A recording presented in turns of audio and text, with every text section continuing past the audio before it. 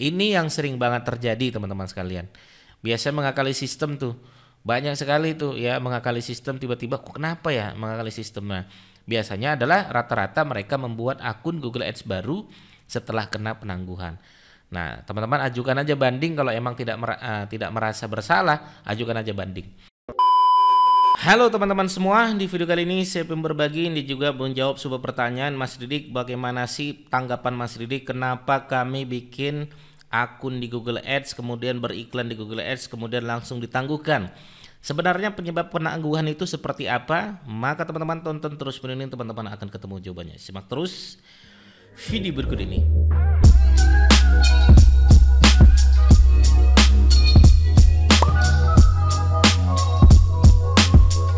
Oke, baik teman-teman sekalian, bagi teman-teman yang baru saja bergabung di channel YouTube saya Didik Arwinsyah, silakan klik tombol subscribe-nya agar teman-teman tidak ketinggalan apa-apa yang saya sampaikan tentang SEO, Google Ads, YouTube, AdSense, podcast, bisnis online, marketplace, dan lain sebagainya. Silakan teman-teman klik tombol subscribe-nya agar teman-teman tidak ketinggalan ya. Oke, baik ya. Jadi ini ada pertanyaan menarik ya teman-teman sekalian ya. Dan ini bukan teman-teman saja yang mengalami. Saya juga sering mengalami hal semacam ini ya teman-teman sekalian ya. Jadi penyebab gitu kan ditangguhkan gitu ya akun Google Ads kita itu kenapa sebenarnya? Apa faktor-faktornya? Soalnya Google itu nggak ngasih tahu. Dia cuma ngasih tahu umumnya saja. Misalnya dia bilang ya, misalnya ini mengakali sistem, kita nggak tahu sebelah mana mengakali sistem. Padahal kita tidak merasa itu melakukan mengakali sistem. Nah sebenarnya apa nih gitu kan? Nah teman-teman sekalian, silakan teman-teman pahami ya untuk penyebab penangguhan akun Google Ads kita ini sebenarnya apa saja. Ini saya sudah rangkum teman-teman sekalian. Yang pertama adalah menyalahgunakan jaringan iklan ya, menyalahgunakan jaringan iklan. Yang pertama ini kita bahas dulu yang fatal dulu ya, menyalahgunakan jaringan iklan. Apa saja itu Mas Didik? Yang pertama adalah software berbahaya. Ya, software berbahaya. Ini saya tuliskan begini teman-teman sekalian. Ya, kita rangkum ya. Nah, software berbahaya ini contohnya seperti apa? Contohnya misalnya ya ada malware. Ya, software yang ditujukan untuk membahayakan dan mendapatkan akses yang tidak sah di komputer, perangkat atau jaringan. Ya, nah biasanya websitenya ada malware. Ini saya tulis ini ya. Websitenya kena virus ya, virus malware ya. Nah, kalau teman-teman sekalian yang menggunakan plugin gratisan, plugin crack-crackan gitu kan, ya, dan DEMS-nya adalah DEMS crack-crackan bukan yang asli, biasanya websitenya gampang terkena virus malware. Dan website yang sudah terkena virus malware biasanya tidak diperkenankan untuk beriklan di akun Google Ads kita. Nah, nanti ditolak sama Google ya, ini ada software berbahaya. Kalau ini kita tahu teman-teman sekalian, sehingga kita tahu, kita tanya sama pihak penyedia hostingnya, kita bilang ini websitenya kena virus malware. Maka caranya adalah ya dihilangkan dulu virusnya, pastikan hilang ya, di-scan dulu. Kalau sudah hilang barulah kita iklankan, dan itu bisa teman-teman sekalian. Ya. Apalagi ya situsnya disusupi ya teman-teman sekalian ya, situsnya disusupi. Nah, ini ya, situsnya disusupi. Disusupi itu artinya apa? Dihack ya teman-teman. Ya, bisa dihack, ya bisa diretas dan lain sebagainya. Jadi emang websitenya berbahaya ya teman-teman sekalian ya. Nah, itu ya. Nah, ini juga mengakali sistem. Ini juga masuk di menyalahgunakan. Nah, mengakali sistem ini seperti apa? Ya, ini yang B ya, mengakali sistem. Nah, mengakali sistem ini seperti apa? Kalau kata Google, mengakali sistem itu adalah terlibat dalam praktek ya yang mengakali atau mengganggu sistem dan proses pengiklan Google. Contohnya penyelubungan. Ya, menampilkan konten yang berbeda kepada pengguna tertentu termasuk Google dibandingkan konten yang ditampilkan kepada pengguna lainnya. Ya, berbeda tuh. Konten yang dia tampilkan sama websitenya mungkin berbeda. Ya, pengalihan ke konten yang tidak mematuhi kebijakan, menggunakan DNS dinamis, memanipulasi konten situs dan membatasi akses ke banyak halaman landing. ya, yang menyebabkan sistem mengalami kesulitan untuk meninjau iklan. Nah, ini ya teman-teman sekalian ya. Oke, pelanggaran kebijakan. Nah, menggunakan 2 akun, menghindari mekanisme penegakan deteksi membuat variasi dari iklan. Menggunakan sistem Google Ads lagi untuk membuat akun baru. Nah, ini juga bisa masuk ya. Jadi saya letakkan di sini ya. Jadi ini salah satunya teman-teman sekalian ya.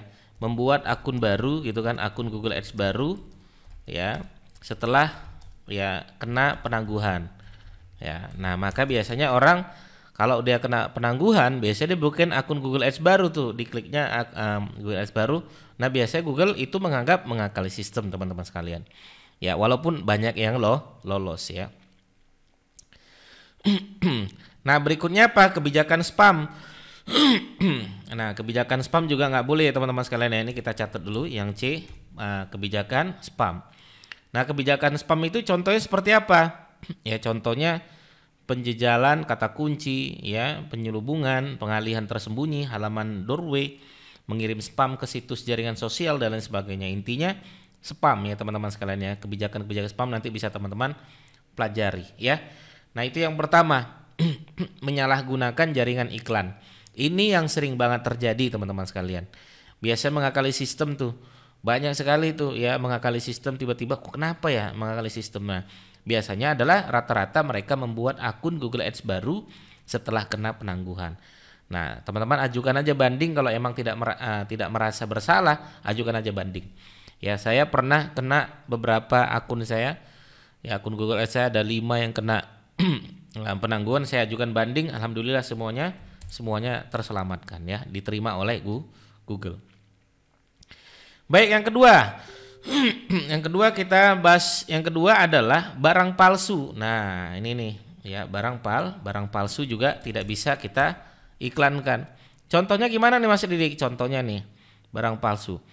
Produk yang dideskripsikan sebagai tiruan, replika, imitasi, cloning, ya, duplikat atau istilah sejenis bila mengacu pada nama dalam merek, ya, nama merek dalam upaya penyamar sebagai produk asli dari pemilik merek.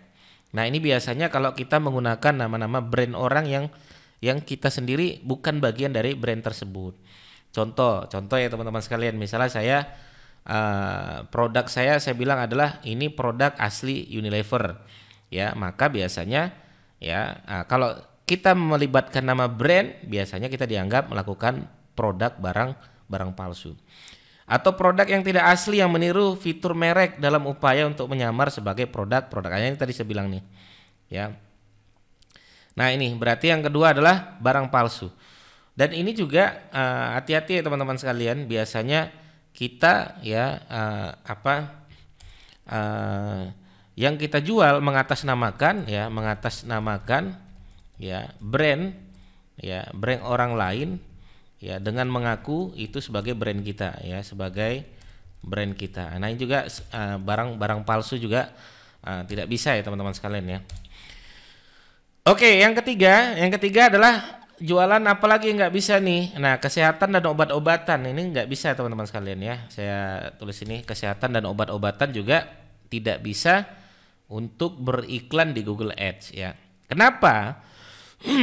Karena yang boleh berjualan obat tuh hanya yang betul-betul terdaftar. Sekarang aja di Google itu kalau saya bercerita tentang obat nggak bisa.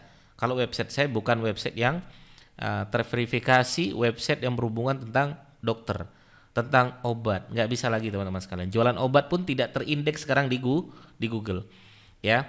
Nah contoh produsen obat resep, obat bebas itu tidak bisa berjualan, ya.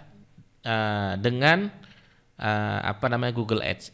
Apotik tidak berizin juga tidak bisa ya, tanpa resep dokter. Layanan obat resep juga tidak bisa ya. Ini kata kuncinya tidak bisa ya teman-teman sekalian ya. Nah oke ya. Oke, nah atau obat-obatan yang tidak disetujui. Nah obat-obatan yang tidak disetujui juga ada beberapa obat-obatan yang tidak disetujui, teman-teman bisa dipelajari. Obat resep ya, pereda nyeri, opioid ya, tidak mengizinkan iklan. Nah intinya teman-teman ya, obat tuh sering tidak bisa. Tes HIV pribadi, aborsi ya, tuh banyak yang tidak bisa. kontrasepsi, ya, penanganan kecanduan, ya, asuransi kesehatan, tidak bisa tuh. Ya. Nah, asuransi kesehatan kalau di Amerika ya teman-teman ya, Anda harus disertifikasi oleh Google asuransi kesehatan dan medis kecuali pengiklan pemerintah yang dapat mendapat persetujuan sebelumnya. Iklan khusus untuk perlindungan asuransi kesehatan gigi, mata, dan atau perjalanan tidak dibatasi. Mengajukan permohonan sertifikat ini nih teman-teman yang perawatan kesehatan bisa melakukan permohonan online. Nanti teman-teman bisa disesuaikan dengan kebijakan di Indonesia ya.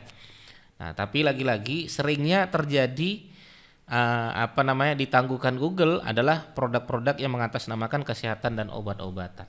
Ya. Nanti teman-teman bisa ajukan formulir juga bahwasanya teman-teman adalah yang mendapatkan sertifikasi atau izin dari pemerintah untuk berjualan obat-obatan. Ya. Oke, kemudian yang keempat adalah pernyataan tidak benar. Nah, ini pernyataan tidak benar juga tidak diperkenankan beriklan di Google Ads, bahkan rawan kena tangguh. Praktek bisnis yang tidak dapat diterima. Ya, ini menipu dan lain sebagainya. Nah, ini saya harus jelaskan ya praktek bisnis yang tidak dapat diterima. Nah, contohnya seperti apa? Menipu, ya. Nah, menipu itu ketahuannya dari mana? Nah, ini contoh nih teman-teman. Banyak yang orang dia menggunakan nama brand Lazada misalnya, ya, sebagai admin dengan kata kunci, ya, kata kuncinya itu adalah call center Lazada. Ya, nah ini saya pernah hampir ada yang memakai jasa saya. Dia mengaku-ngaku sebagai call center Lazada. Ya, nah maka kalau dia ngaku-ngaku sebagai call center Lazada, ini tidak bisa. Harus pihak Lazada resmi yang bisa membuat atau beriklan dengan menggunakan kata kunci call center Lazada. Saya tanya pada saat itu, Bapak call center Lazada emang betul orang Lazada? Bukan katanya. Nah, udah ketahuan menipu, akhirnya tidak bisa gitu kan, nggak boleh. Ya akhirnya dia kabur gitu kan. Nah, atau menipu yang lain, menipu pengguna dengan menyembunyikan, mencantumkan informasi yang salah tentang bisnis, produk atau layanan pengiklan. Contohnya nih, membujuk pengguna agar memberikan uang atau informasi pribadi dengan melakukan peniruan identitas atau secara keliru menyiratkan afiliasi dengan atau dukungan dari tokoh masyarakat, brand atau organisasi. Ya, ini ngajak orang untuk berikan uang ya. Ya, silakan transfer ke nomor rekening ini, identitas palsu gitu kan. Nah, ini juga penipu. Ya. Atau praktek penipuan terencana ya. Nah, ini juga ya tidak diizinkan berkoordinasi dengan situs atau akun lain yang menyembunyikan, memalsukan identitas. Sama, intinya memalsukan identitas ya. Nah, oke. Pernyataan menyesatkan juga sama ya teman-teman sekalian ya. Membuat pernyataan menyesatkan, mengaburkan informasi penting identitas afiliasi. Ya. Nah, ini nih ya menyesatkan lah intinya. Ya, menyatakan nama bisnis yang tidak benar dalam panggilan telepon dengan pengguna. Harga yang tidak jujur juga sama teman-teman. Intinya menipu ya. Iklan clickbait, terlalu clickbait juga bahaya ya. Nah, klik untuk mengetahuinya. Anda pasti tidak percaya apa yang terjadi. Nah, ini kalimat-kalimat yang mengeklaim ya, mengungkapkan rahasia dan lain sebagainya. Oke? Nah, desain yang menyesatkan, media yang dimanipulasi, klaim yang tidak dapat diandalkan, ya, relevansi yang tidak jelas, ya, penawaran tidak tersedia, menjanjikan produk, layanan, penawaran promosi di iklan yang tidak tersedia dan tidak mudah ditemukan dari tujuan. Ya, misalnya iklan bertuliskan beli tablet mulai dari 400.000, tetapi setelah iklan diklik tidak ada harganya 400.000. Nah, ini namanya menyesatkan teman-teman sekalian ya. Ini kita catat aja. Nah, beli tabletnya dia bilang mulai harga 400.000, tetapi setelah klik di iklannya diklik tidak ada tablet seharga 400.000 yang ada di dalam websitenya. ya. Nah, ini termasuk kategori yang pernyataan yang tidak benar ya teman-teman sekalian ya. Oke. Nah, berikutnya adalah satu lagi teman-teman sekalian ya. Satu lagi yaitu persyaratan hukum. Nah, ini juga sangat berbahaya ya, bahkan gampang ditangguhkan oleh pihak Google Ads ya. Nah, kontennya apa? Konten ilegal kepada Google gitu kan. Konten ilegal kepada Google ya. Oke, kemudian apalagi nih kita bisa catat ya teman-teman sekalian ya. Sanksi perdagangan pengiklan harus mematuhi sanksi biasanya untuk ekspor yang berlaku termasuk sanksi yang ditetapkan oleh. Nah, ini teman-teman nanti bisa dibaca ya. Nah, kampanye iklan yang secara geografis menargetkan negara atau wilayah yang terkena embargo ini juga nggak boleh. Kampanye biasanya nggak bisa kita menargetkan seperti Ukraine, Rusia yang sedang perang dan lain sebagainya, tidak bisa teman-teman sekalian. Ya, melaporkan konten ilegal kepada Google, pengiklan yang iklan ditolak karena proses dapat mengajukan banding melalui formulir, nah, tetap ya. Alasan hukum biasanya karena ada alasan hukum teman-teman sekalian, nanti bisa ajukan banding. Intinya ada pernyataan hukum atau persyaratan hukum yang wajib teman-teman laporkan sama pihak Google Ads ya. Nah, ini ya teman-teman. Nah, saya pengen menambahkan sedikit teman-teman sekalian ya. Ini dari kelima ini ya, menyalahgunakan jaringan iklan, barang palsu, kesehatan dan obat-obatan, pernyataan tidak benar, persyaratan hukum. Nah, yang biasa terjadi adalah teman-teman yang sering ditangguhkan adalah jadi dia satu HP ya atau satu platform gitu kan, satu platform ya itu digunakan untuk banyak iklan, banyak akun Google Ads. Ya, satu HP digunakan untuk banyak akun Google Ads dan ini dianggap nyepam ya teman-teman sekalian ya, nyepam iklan. Nah, ini bisa lolos ya, ini bisa ditangguhkan. Ya, untuk akhir-akhir ini seringnya akan ditangguhkan bagi orang yang memiliki satu HP atau satu laptop, ya satu laptop atau satu IP address, ya IP atau satu platform itu digunakan di banyak akun Google Ads. Dia bikin lagi di akun tersebut, dia bikin lagi akun baru, dia bikin lagi akun baru, dia bikin email baru, dia bikin akun baru, email baru, akun baru dan lain sebagainya. Nah, untuk saat ini itu sering banget ditangguhkan. Bahkan Google pernah ya melakukan pernyataan ya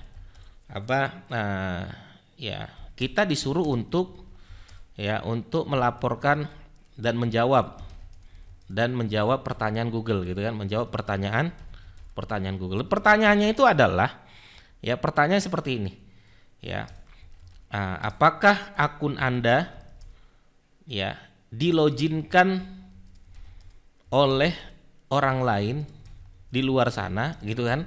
Nah, saya pernah dapat pertanyaan seperti ini. Artinya jadi biasanya orang kalau dia menggunakan orang lain untuk mengiklankan, biasanya diminta email sama passwordnya sama orang lain tersebut diiklankan. Itu juga sama Google ditanya. Saking Google-nya tahu gitu. Ya, bahwasanya akun ini dibuka oleh orang lain, disetting oleh orang lain. Itu juga Google sudah tahu. Ini bahaya sekali ya teman-teman sekalian ya. Makanya beberapa problem yang pernah saya lakukan adalah, yang pernah saya dapatkan adalah ya saya pernah melakukan itu dan ke-ban sampai 3 kali ya, dan Google sampai nanya apakah akun ini diloginkan oleh orang lain lagi atau tidak. Oke ya teman-teman sekalian ya. Nah, makanya biar amannya seperti apa? Biar amannya adalah nih ya, kalau mau main aman ya pastikan teman-teman tidak melanggar semua ini.